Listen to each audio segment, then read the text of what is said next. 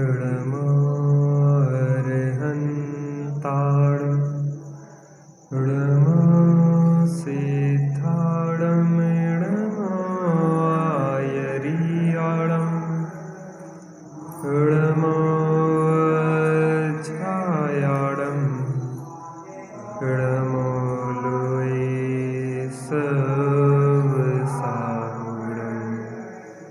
मंगलम भगवान वीरो मंगलम गौतमो गणी मंगलम कुंद कुंदाद्यो जैन धर्मोस्तु मंगलम सर्वमंगल मांगल्यम सर्वकल्याणकारकम् प्रधानं सर्वधर्माणां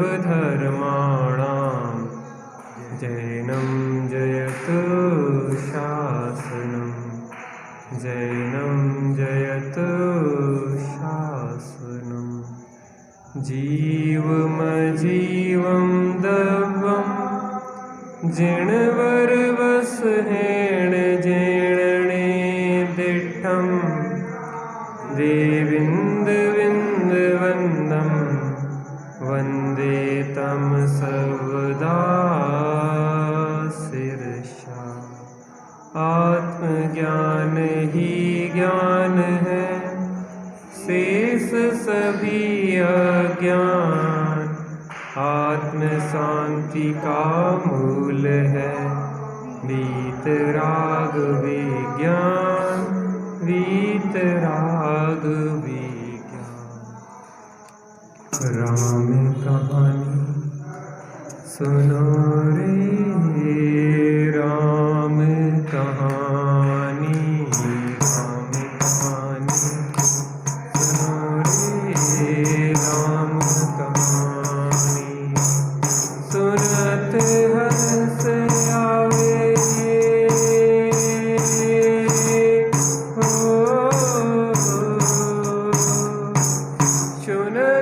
हर्ष आवे वीरा की वाणी राम कहानी सुनो रे राम कहानी राम कहानी सुनो रे राम कहानी श्री राम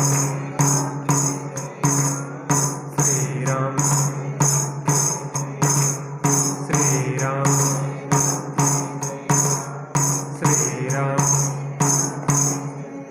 दशरथ के राज दुलारे कौशल्या की आंख के तारे हो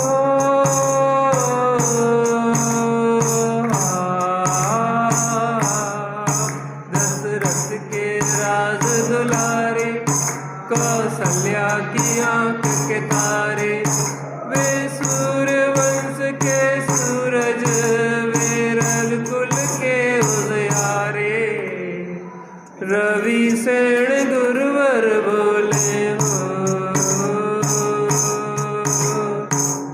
रवि सेण गुरुवर बोले अमृतमयी वाणी राम कहानी सुनो रे राम कहानी राम कहानी सुनो रे राम कहानी श्री राम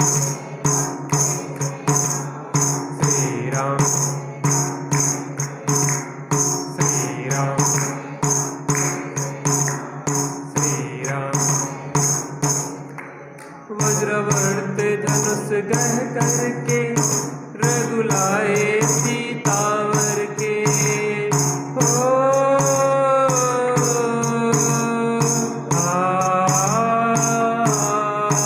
वज्रवर्त धनुष गह करके रघुलाए सीतावर के घर त्याग हुए बनवासी पितु की आज्ञा सिर धर के लखन सियाले संग हो लखन सियाले संग छोड़ी राजधानी राम कहानी सुनो रे राम कहानी राम कहानी सुनो रे राम कहानी श्री राम श्री राम श्री राम श्री राम सिंहनाद दशानन करके ले आया सीता हर के ओ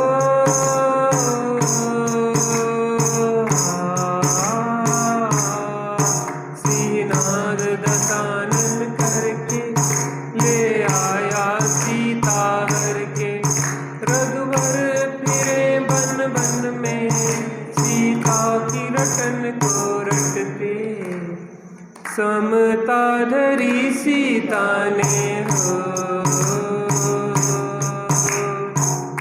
समता धरी सीता ने तत्व ज्ञान बल से राम कहानी सुनो रे राम कहानी राम कहानी सुनो रे राम कहानी श्री राम श्री राम श्री राम श्री राम श्री राम ने अनु पठायो अनु राम दूत बन आयो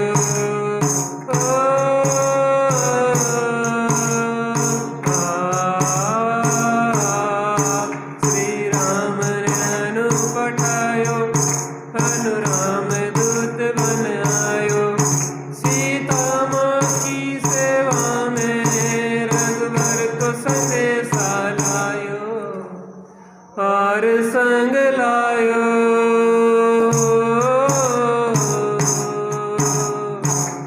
और संग लायो रघु मुद्रिका निशानी राम कहानी सुनो रे राम कहानी राम कहानी सुनो रे राम कहानी श्री राम श्री राम श्री राम श्री राम लखन दशानन बध करके रघुलाए सीता जय के ओ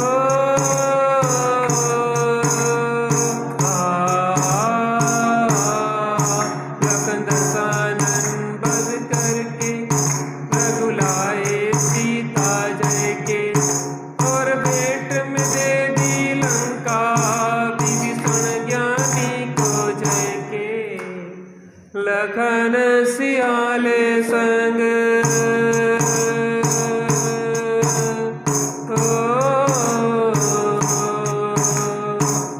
लखन सियाले संग आए राजधानी राम कहानी सुनो रे राम कहानी राम कहानी सुनो रे राम कहानी श्री राम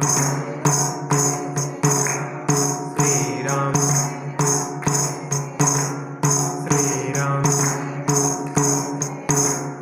श्री राम बोलो बीतरागी श्री रामचंद्र की। भोगों का घेरा ऐसा है बाहर वाले ललचावें फंसने वाले भी पछतावें कोई कभी नहीं सुख पावे धोखे में आवे नहीं ज्ञानी शुद्धात्म की प्रीत धरी ब्रह्मचर्य बिन जीवन निष्फल बात कहूँ मैं खरी। ये पंचेंद्रिय के विषयों के भोगों का घेरा ऐसा है कि बाहर से जो देखते हैं इन पंचेंद्रिय के विषयों में लगे हुए जीवों को, वो ललचाते हैं। उन्हें लगता है कि जिन्हें ये पंचेंद्रिय के विषय प्रचुरता से प्राप्त हैं वो सुखी हैं, और जिन्हें प्रचुरता से प्राप्त हैं वो विषय, वो भी सुखी नहीं है। अर्थात जिन्हें नहीं प्राप्त है उन्हें लगता है कि शायद इसमें सुख होगा, इस कल्पना से दुखी हैं, और जिन्हें पंचेंद्रिय की विषय प्रचुरता से मिल गए हैं और वो भी दुखी हैं। दोनों ही वास्तव में सुखी। ज्ञानी लेकिन धोखे में नहीं आता। ज्ञानी जानता है कि पर में मेरा सुख था नहीं, है नहीं और हो सकता नहीं। धोखे में आवे नहीं ज्ञानी, इसलिए किससे प्रीति लगाता है? शुद्धात्म से प्रीति धरी। एक शुद्धात्मा से प्रीति लगाना है। अगर वास्तव में व्यवहार से प्रीति लगाने लायक है तो एक परमात्मा है, भगवान है, और परमार्थ से अगर प्रीति लगाने लायक है तो भगवान आत्मा है, अर्थात शुद्धात्मा है, और कोई दूसरा प्रीति लगाने लायक नहीं है। क्योंकि पर की प्रीति महा दुखदाई, कहा श्री भगवंत है। भगवान ने कहा है कि पर की प्रीति महा दुख देने वाली है,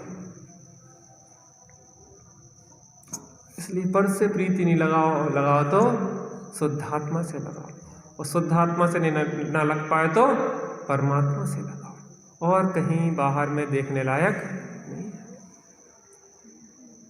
हमारी कथा चल रही थी, नारद जी सीता से नाराज हो गए। सीता का चित्र ले जाके भामंडल के सन्मुख रखा। भामंडल उस चित्र पे आसक्त हो गया। काय पे हो गया? चित्र तो चित्र है, उसमें आसक्ति जैसी कोई बात दिखाई नहीं देती, लेकिन अज्ञानता में ऐसा ही होता है।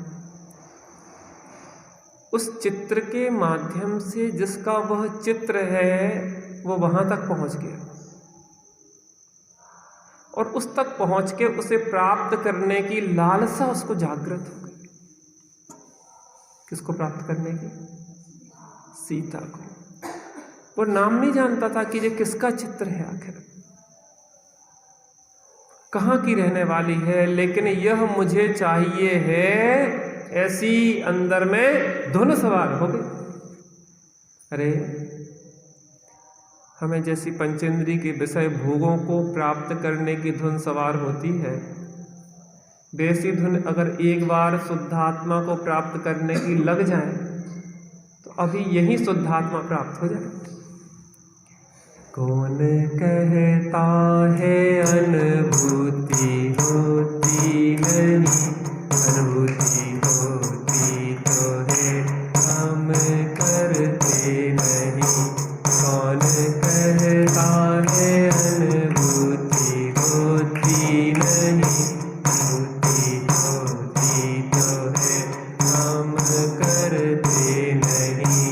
चेतना मंगलम चित्स्वरूप मंगलम, चित्स्वरूप मंगलम, चेतना मंगलम। कौन कहता है अनुभूति नहीं होती?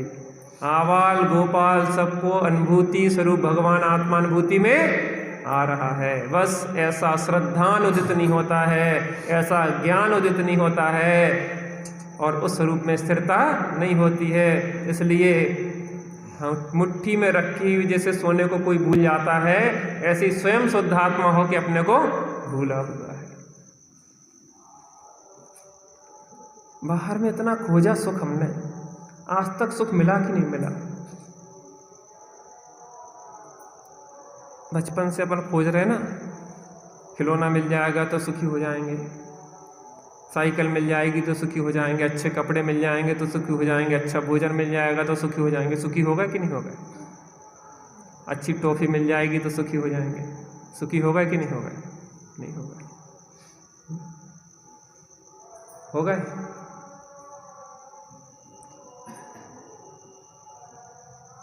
अच्छी नौकरी, अच्छा व्यापार, अच्छा धंधा, अच्छा विवाह। बाहर में वास्तव में सुख था नहीं, है नहीं और हो सकता नहीं। अरे तू सब बातों है पूरा, तू काई बात नहीं अधूरा। तू जब परिपूर्णता का भंडार है, तू अनंत ज्ञान दर्शन सुख वीर की खान है। अपने घर को देख बाबरे, सुख का जहां खजाना रे। क्यों पर में सुख खोज रहा है, क्यों बनता दीवाना। जब एक एक इंद्री के वशीभूत होकर प्राणी अपने प्राणों को दे देते हैं। वज्रनाभि चक्रवर्ती का 12वां सातन, जब वज्रनाभि चक्रवर्ती अपने राज्य में बैठे हुए थे, वहां पे बैठे हुए राज्यसभा में बैठे थे, तो वहां पे एक माली एक कमल लेके आया। क्या लेके आया? कमल लेके आया।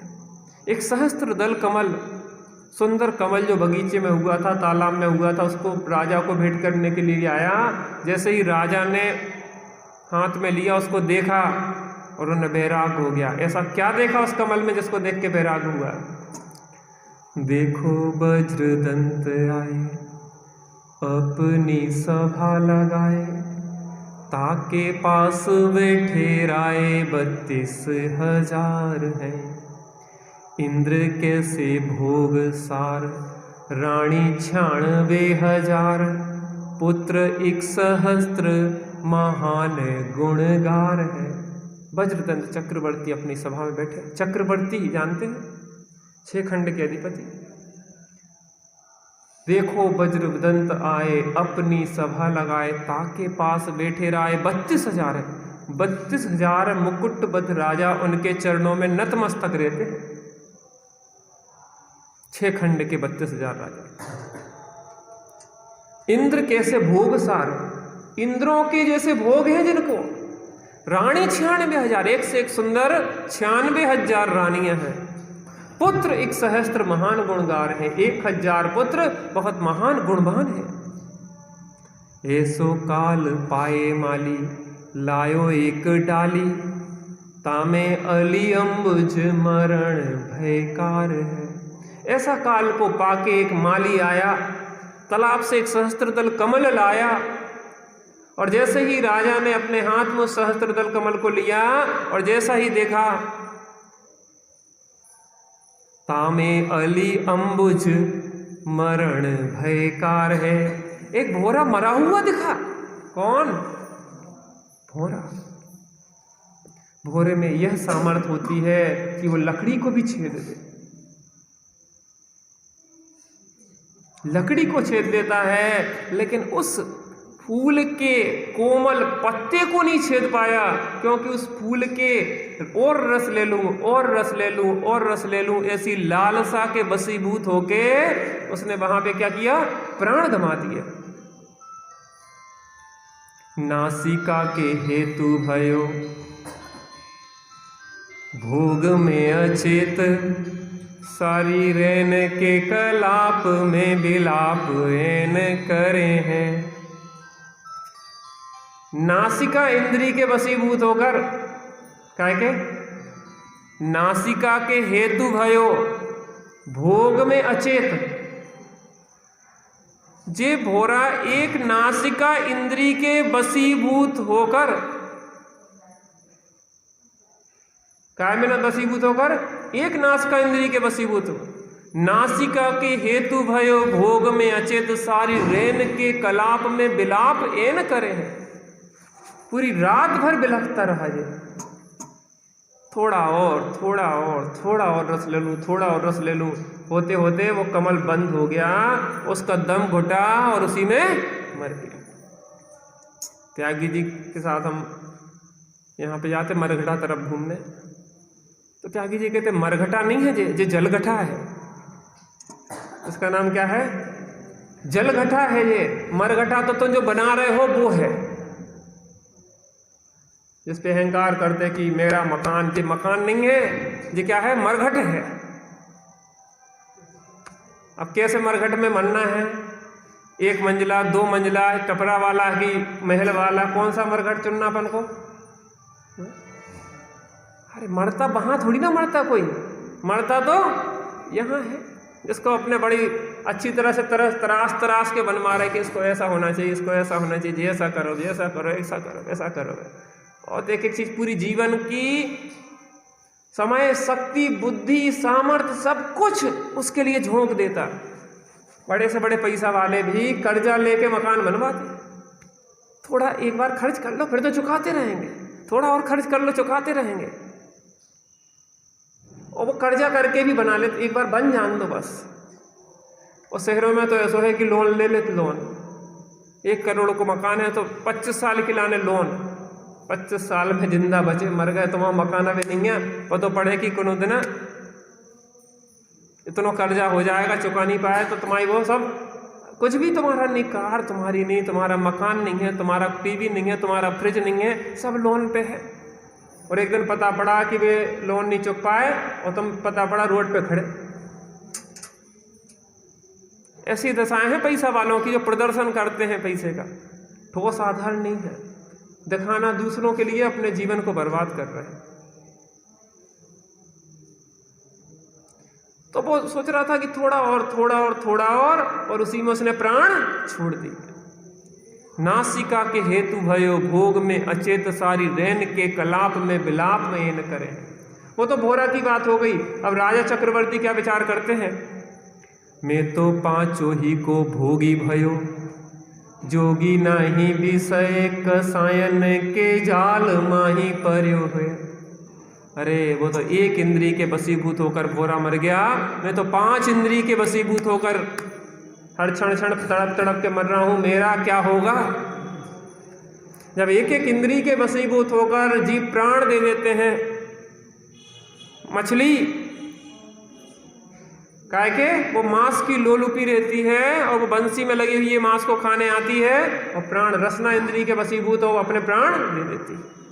हाथी उपस्थ इंद्री के वशीभूत हुआ, काम वासनाओं के वशीभूत होकर हाथी को कौन अपने बस में कर सकता है। लेकिन एक काम वासना के चक्कर में, वो नकली हाथनी के चक्कर में वो देखता नहीं है, मदमस्त हुआ गड्ढे में जाके गिर जाता है और सर्कस में खेल दिखाने लगता है। ये तो मनुष्य की क्या सामर्थ्य की जो हाथी को अपनी डंडे पे चला सके, लेकिन वह अपनी वासनाओं को सीमित नहीं कर पाता है और उसमें फंस के अपने जीवन को पराधीन बना देता है। पतंगा जो आकाश में विचरण कर रहा है स्वतंत्र रूप से, वो चक्षु इंद्री के वशीभूत होकर क्या करता है, कितनी सुंदर सुंदर सुंदर सुंदर दिख रही है रोशनी, और नजदीक और नजदीक और नजदीक, जबकि जितना नजदीक जाता है तो उष्णता बढ़ती जाती है।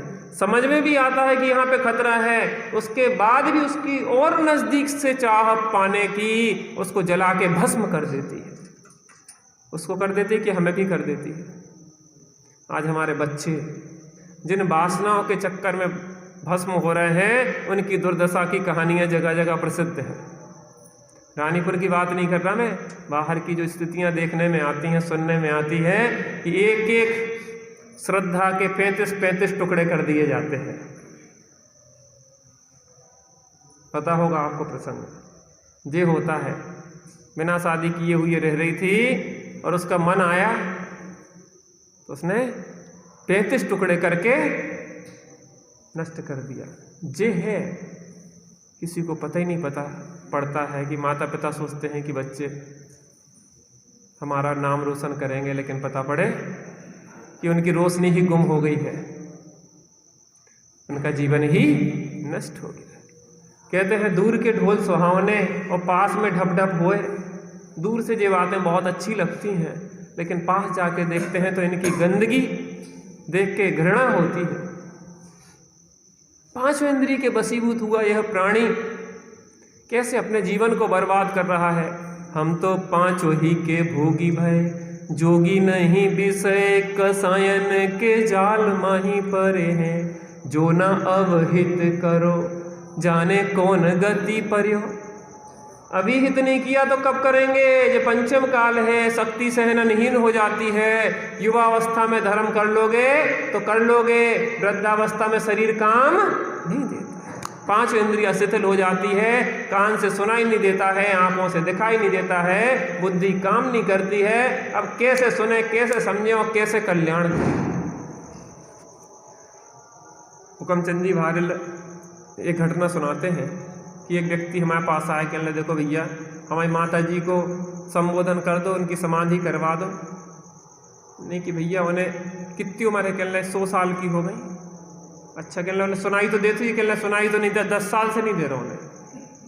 अच्छा, दिखाई दे तो ये कहने 15 साल से दिखाई नहीं दे रहा हूँ। कछु धर्म को उन्हें सीखो कि नहीं सीखो, कहने कहूँ मंदिर ही नहीं गए। अब कहने ऐसे व्यक्ति को हम का सुनाए और का दिखाई नहीं दे रहा, अब ऐसे को धर्म का करवा दे।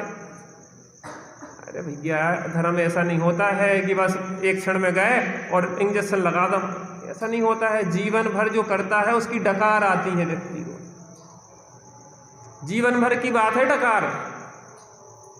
तुम सोचो कि हम सोचें कि अंत समय में सुना दो डमोकार मंत्र होगो कल्याण। अरे कुत्ते को भी डमोकार मंत्र सुनाया था तो कुछ परिणामों में निर्मलता आई थी, उससे सुगति हुई थी। मात्र नमोकार मंत्र पढ़ने से नहीं हो गई। नमोकार मंत्र तो निमित्त हुआ, उसको उसने मर रहा था, उसको अपने राजकुमार था, अपने यहाँ पे रखा पैर पे, उसको पुचकारा और वो पुचकार के उसके परिणाम कुछ निर्मल हुए। नमोकार मंत्र सुनाया, उससे सुगति हुई। परिणामों की निर्मलता हो तब तो सुगति होगी ना। और तुम कहो कि अंत समय में बस सुना के फुर्सत होते, ऐसे नहीं होता। जिसने जीवन भर नहीं सुना उसको एलर्जी हो जाती। बंद करो ये सब बकवास, हमें नहीं सुनने। आपने देखा कभी ऐसे लोगों को, हमें नहीं सुनना, कहाँ बकवास कर रहे थे, चलो हटो भागो, हम सब जाना धर्म। गजब हो गया।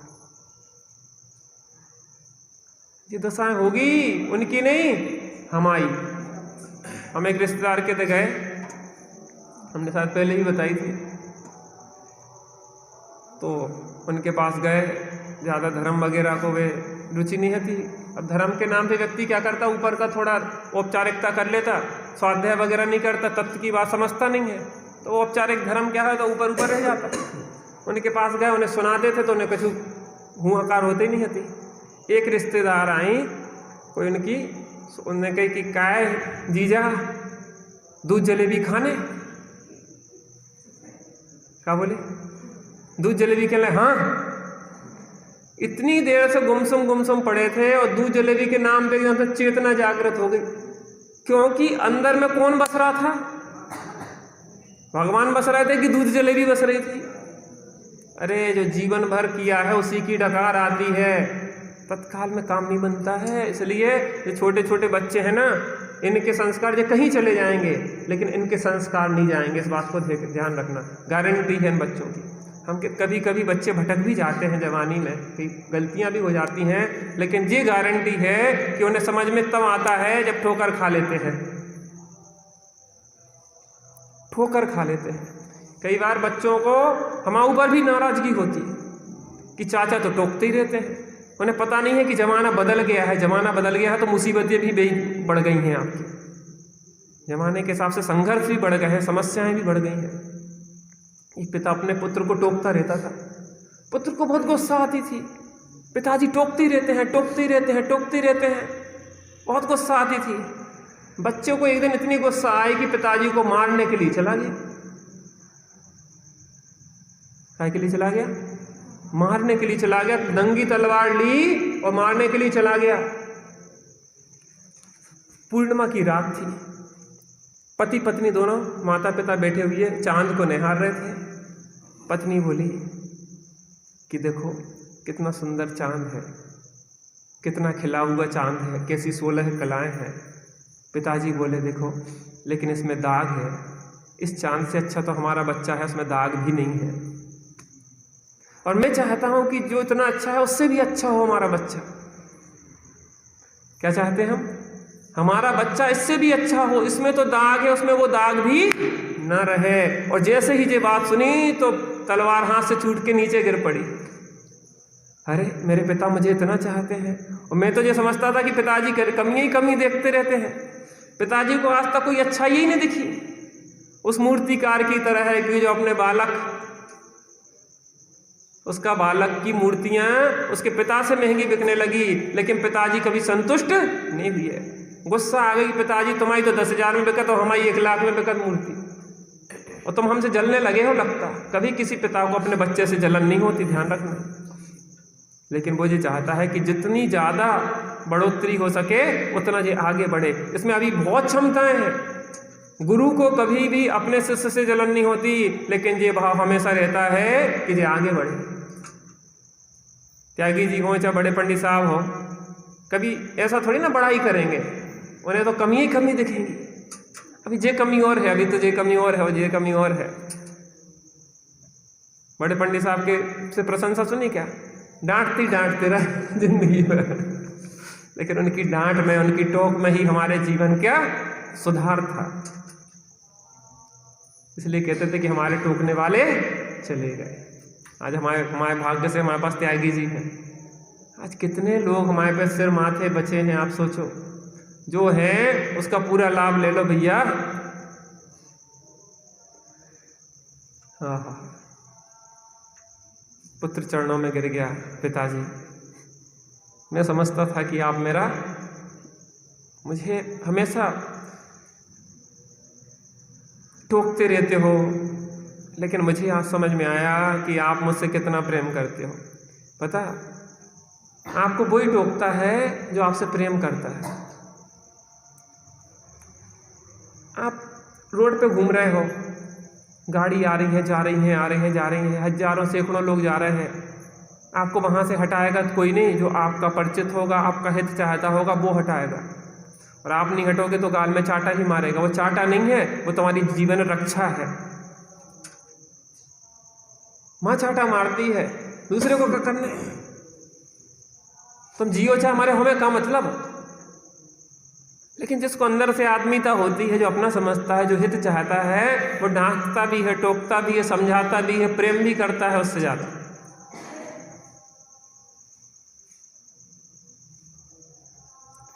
उन्होंने देखा संसार का स्वरूप बहुत ही दुखद है। ये 5 इंद्रिय के विषय भोग में अगर मर गया तो नियम से दुर्गति होगी, क्योंकि राजेश्वरी सो नरकेश्वरी, जो नरक में ले जाने वाली ये भोग महादुखदायी है।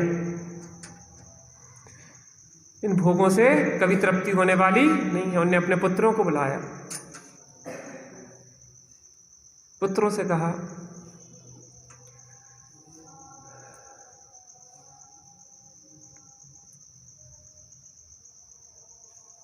कि तुम इस राजकाज को संभालो। किसको संभालो? इस राजकाज को संभालो। और हम दीक्षा लेने जा रहे हैं।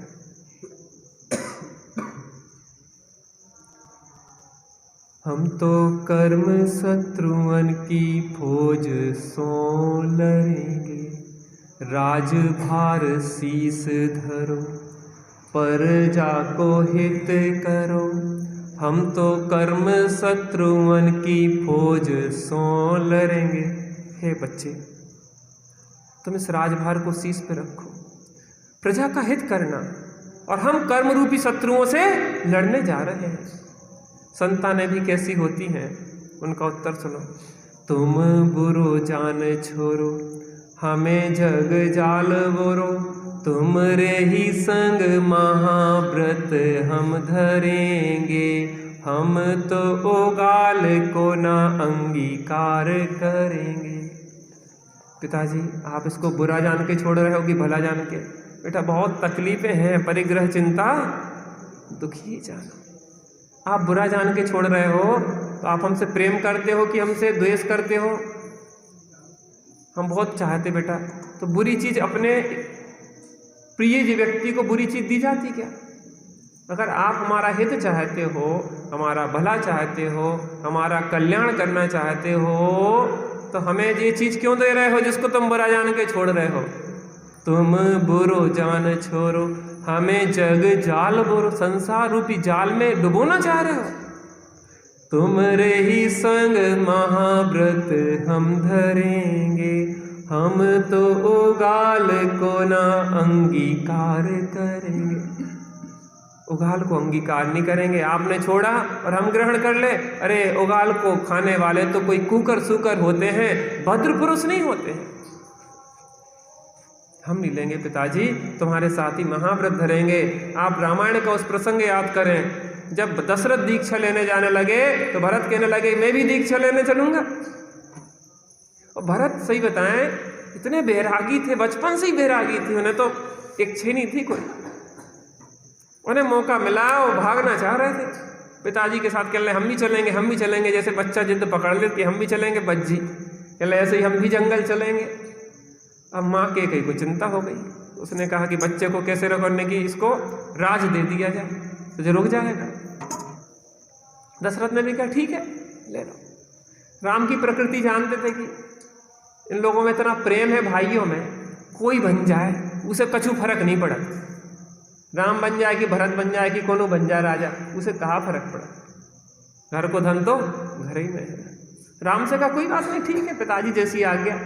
भरत से कही तुम बन जाओ राजा, कह ले हम नहीं बनेंगे, हमें तो दीक्षा लेने जाना। ये होती है आप सोचो परिणति। आज हम एक एक इंच के लिए राग द्वेष कर लेते हैं। रानीपुर की बात नहीं है, यहाँ तो साक्षात राम और लक्ष्मण है, भरत शत्रुघ्न है। और ये तो 10 जहाँ पे क्या है अयोध्या नगरी है, यहाँ तो ऐसा नहीं होता। लेकिन हम बात कहाँ की कर रहे हैं, छठवें काल की। यहाँ नहीं होता, मिलेच्छ खंडों में होता होगा, जो आर्य खंड है। क्या रखा है इस कूड़ा करकट में, क्या रखा है, साथ ले जाने की व्यवस्था नहीं है। सोचो इतनी धन सामग्री भोग पाओगे या नहीं, और साथ ले जाने की व्यवस्था नहीं है। और हो जाए क्या करोगे, सो खाओगे ओढ़ोगे कि बिछाओगे। वे केजरीवाल मुख्यमंत्री कहते हैं आजकल जेल की हवा खा रहा है आराम से। अरे ये दशाएं होती है, जो मोदी जी हुंकार मार रहे ना, कुछ दिन में इनकी दशा यही होने में आई होते, कुछ राज पट्टा बंधेगा, कुछ राजेश्वरी से नरकेश्वरी होती, बहुत शत्रु बन जाते भाई साहब। इसमें बहुत राग द्वेष है। उस चील का विचार करो जिसके पीछे चीलें लगी थी। क्यों लगी थी, क्योंकि एक रोटी का टुकड़ा मुंह में दबाए हुई थी। उस चील को अगर इन चीलों की झपट लड़ाई से अगर मुक्त होना तो क्या करे, किसको छोड़ दे, की बात है जब चील की अपनी हम कहते हैं हमारे तो सब शत्रु बने बैठे। अरे शत्रु कौन नहीं बनो बैठो, वह मुंह में रोटी को जो टुकड़ा दबाए ना वो के शत्रु है, हमसे कोई मतलब ही नहीं है। राग द्वेष का कारण परिग्रह, चिंता, दुखी जाना। ये परिग्रह बहुत परेशान करता रहता है।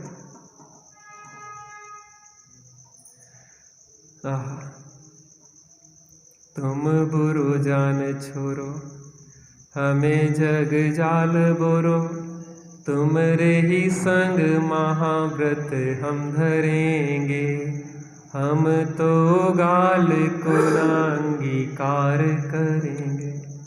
पुत्र भी उनके साथ दीक्षा लेके चले गए। महामंडल आसक्त है। सीता नाम भी नहीं पता, अभी तो सीता को नाम ही नहीं पता, लेकिन उसकी फोटो छाती से लगाया घूम रहा है। कैसे मिलेगी, क्या होगा, कहाँ की है, कौन है। ये काम के जो वेग होते हैं, अंत में इसका फल मरण होता है।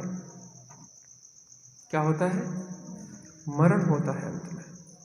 इसलिए समझदार वो होते हैं जो दूसरों को ठोकर खाता हुआ देख के समझ जाते हैं। अब क्या होता है देखते हैं। वीत रागी देव तुम्हारे, जैसा जग में देव कहाँ। वीत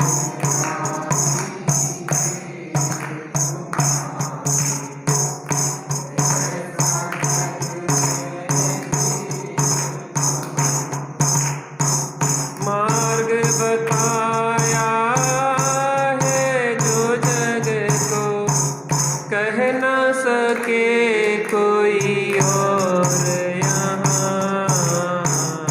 बीत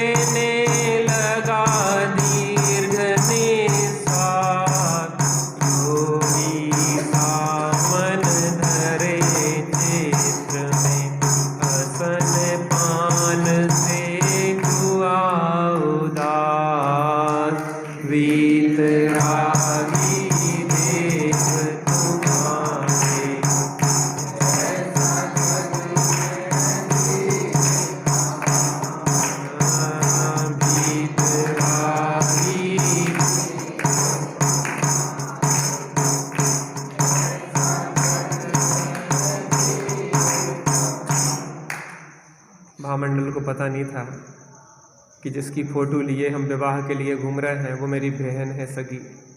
एक ही गर्भ से हम पैदा हुए हैं। अज्ञानता में व्यक्ति क्या क्या अपराध नहीं करता है पता नहीं पड़ता है।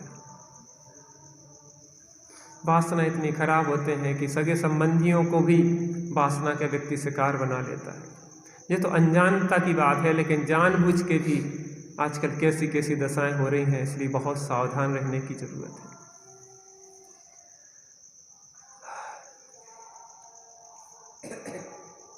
भुआ चित्र पर इतना मोहित भूल गया जिससे सब ज्ञान। कोई मूर्ख नहीं था, विद्याधरों के यहाँ पला था, बहुत अच्छी शिक्षा सब कुछ सीखा था, धर्म ग्रंथों को पढ़ा था, बड़े बड़े नीति ग्रंथों को पढ़ा था, सब कुछ उसने सीखा था। लेकिन एक वासना जब सवार होती है तो सब सही गलत का निर्णय व्यक्ति भूल जाता है, उसकी बुद्धि काम करना बंद हो जाती है।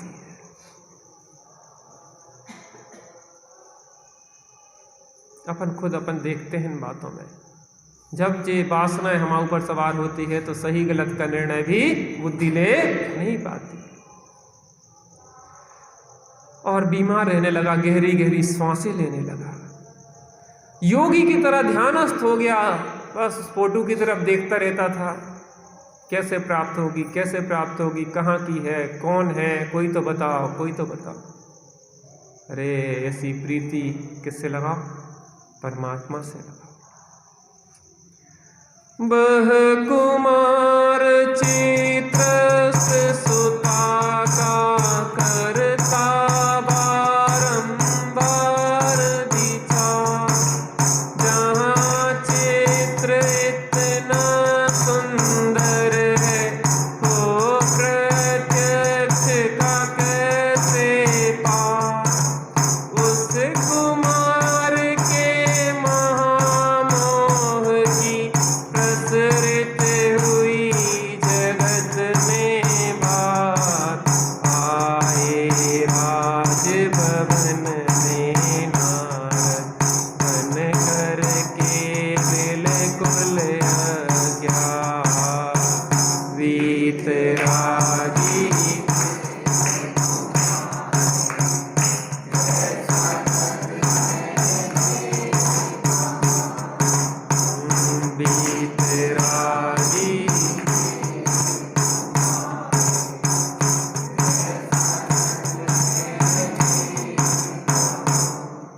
चित्र में स्थित उस कन्या को देख के इतना रीझ गया कि जब चित्र इतना सुंदर है तो वो कितनी सुंदर।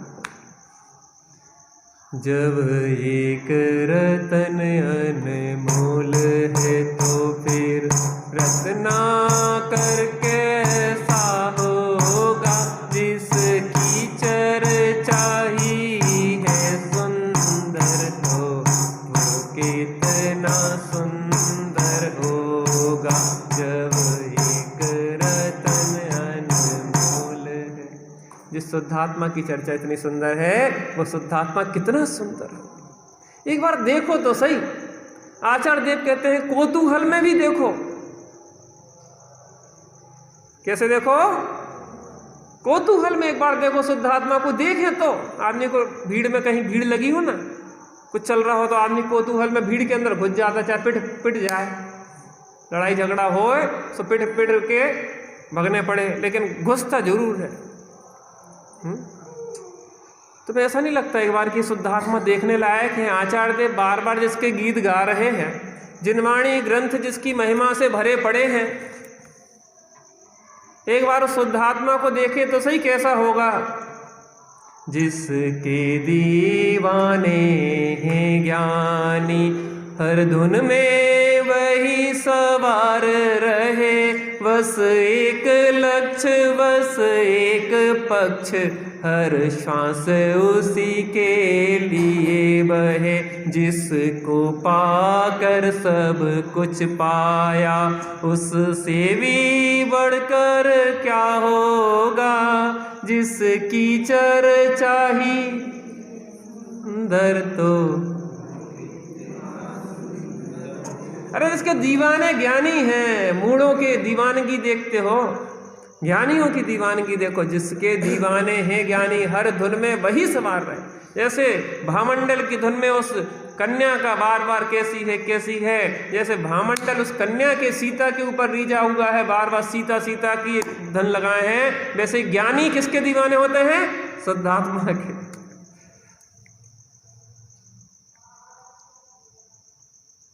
तत्व कौतूहल सन, एक बार तत्व का कौतूहल बन जा। अनुभव भव मूर्ते पार्श्ववर्ती मुहूर्तम तदगत विलसंतम स्वयं समालोक्येन त्यजति जगति मूर्ता साकमेकत्व मोहम अयकत्मपि मृत्वा तत्व कौतूहली। एक बार तत्व का कौतूहली बन जा। बच्चों, लगता कि नहीं लगता ये काम करने लायक है? शुद्धात्मा की अनुभूति, जिसके आगे उपसर्ग परिसल चल रहे हो, मार काट दिया जाए शरीर को तो भी मुनिराज बिल्कुल आनंद मग्न रहते हैं। क्या है वो धुन, कैसी वो धुन है, कैसी लगन है। जिसके दीवाने हैं ज्ञानी हर धुन में वही सवार है। बस एक लक्ष्य, बस एक पक्ष, हर श्वास उसी के लिए भाई। एक शुद्धात्मा, शुद्धात्मा आत्मा हूँ, आत्मा हूँ, आत्मा मैं सदा ज्ञायक स्वभावी आत्मा मैं सदा।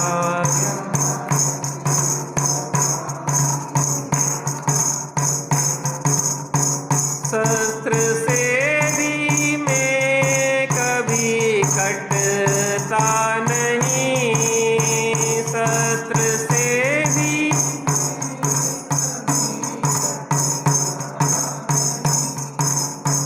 अग्नि से भी मैं कभी जलता नहीं,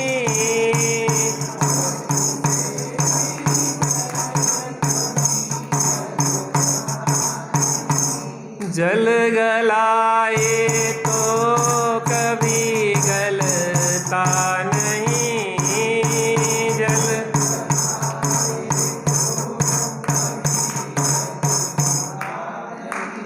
ज्ञानियों की साध साधक आत्मा, ज्ञानी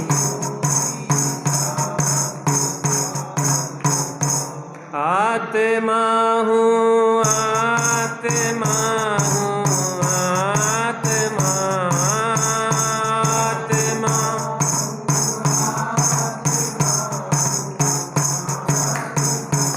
मैं सदा ज्ञायक स्वभावी आत्मा मैं सदा। कैसी धुन रहती है, सब समस्याओं का समाधान अपने अंदर है सब। एक बार डूब के देखो तो सही, कौतूहल बस तो देखो, जगत में कितना कौतूहल देखते हो आखिर। इतनी महिमा ज्ञानी गा रहे हैं, मूर्खों की बातों पे तो आ जाते हो, ज्ञानियों की बातों पे नहीं आते हो। उन्हें कि शेयर बाजार में इतने पैसे लगा दो, अभी 4 गुने हुए जा रहे हैं, हम 5% का इंटरेस्ट देंगे, हम 10% का देंगे, हम 20% का रिटर्न देंगे, और वहां पूरी संपत्ति झोंक देते और खड़े हो जाते हैं खाली हाथ। उन मूर्खों की बातों पे आ जाते हैं। यहाँ आचार्य देव गारंटेड लिख के दे रहे, भैया जगवासी तो उदास होए के जगत सो, 1 महीना उपदेश मेरो मान ले, और संकल्प विकल्प के विकार तज, भेट के एकांत मन एक ठोर आन है।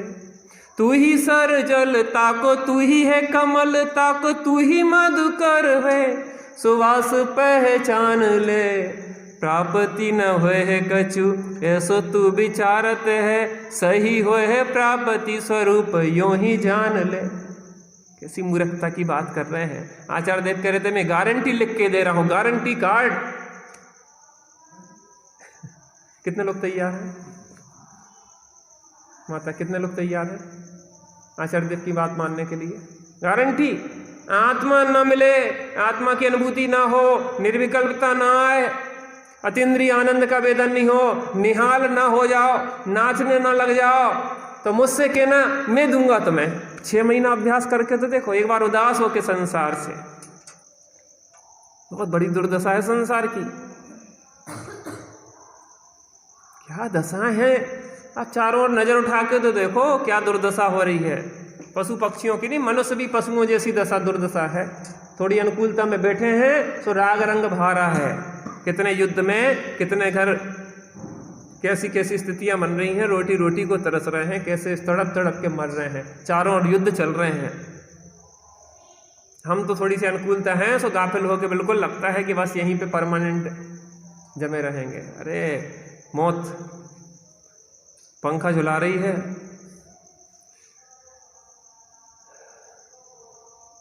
मृत्यु पंखा झुला रही है। हे चेतन अब जल्दी चेतो, मृत्यु पंखा झुला रही है। चेतो चेतन निज में आओ, अंतरात्मा। क्या नाम चौधरी साहब आपका? आप ही से कह रहे, क्या नाम? सिद्धांत। सिद्धांत, बात समझ में आ रही कि नहीं आ रही? अपनी बात चल रही कि दूसरे की चल रही? हाँ, अपनी है। करने लायक लग रहा कि नहीं लग रहा ये काम? बाहर की संपत्ति कोई साथ नहीं जाने वाली। धन समाज गजबाज, राज तो काज ना आवे, और ज्ञान आपको रूप है फिर भामंडल लगा है। हाँ, कोई कैसे मिलेगा, कैसे मिलेगा? वहां से नारद जी आ गए, क्योंकि उन्हें तो बिठाना था। तो नारद जी थोड़े नाटक करते घूमते घामते आ गए। क्या है बेटा, क्या बात है, क्या बात है, क्या दुखी क्या हो? तो नारद जी से पूछो कि नारद जी आप ही को जाना होगा। अरे कहले मैं किसको नहीं जानता, मैं तो सब जगह घूमने वाला हूँ, अभी बताता हूँ, पता तो मैं। लगे पूछने राजपुत्र से, क्यों बैठा तू व्याकुल चित, कहो व्यथा तुम अपनी सारी, दूर करूँगा सब में अस। लगा पूछने भामंडल तब, किसकी वाला है क्या नाम? मिथिला अधिपति जनक राज की, यह सीता कन्या गुणमाल। बीतरागी देव,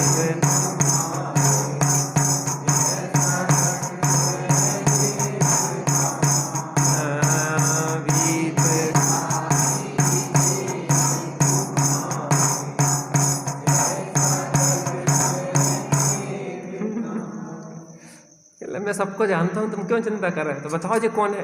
कि जो मिथिला नरेश की कन्या सीता है, ये सब प्रकार से तुम्हारे अनुकूल है।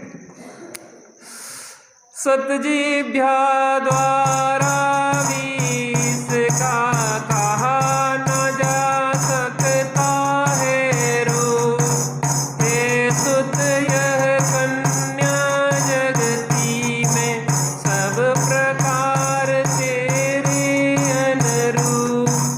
उसका रूप देख कर क्षणवट त्रिसतनाथ भूले निज मान, बना चित्र सीता कामे से, प्रगट किया अपना ज्ञान। बीतरागी देव,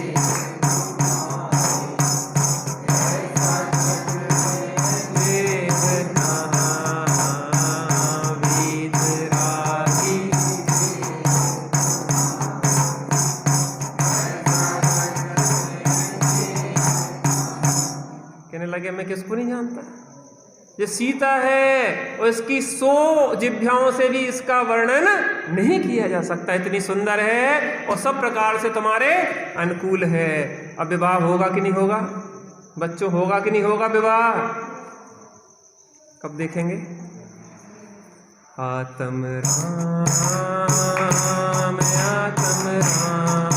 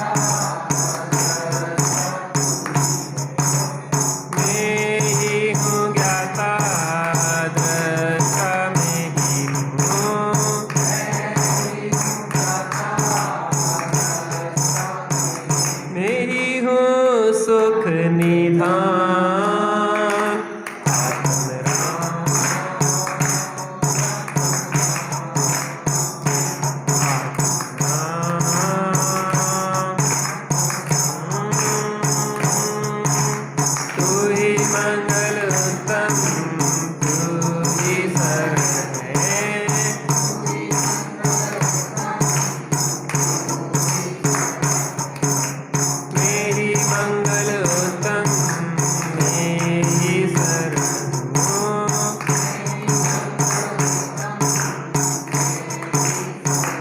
मैं ही हूँ शाश्वत धाम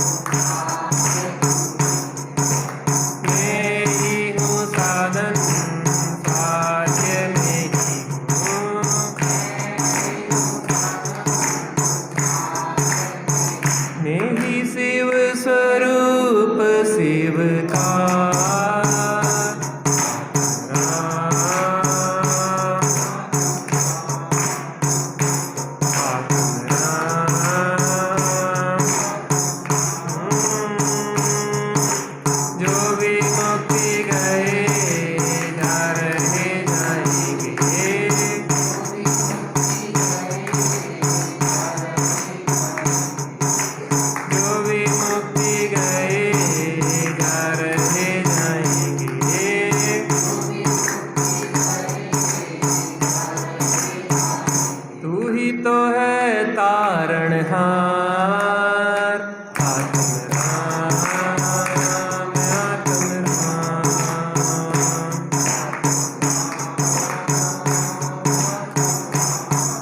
जग में साचो शरण धाम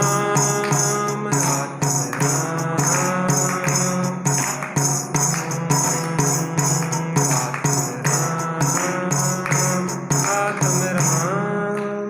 बोलो बीतरागी श्री रामचंद्र की। निज निधि निज में बताई यह अनंत उपकार है। उसके लिए जिनवाणी माँ को वंदना सत्यवान है। उसके लिए जिनवाणी माँ को वंदना।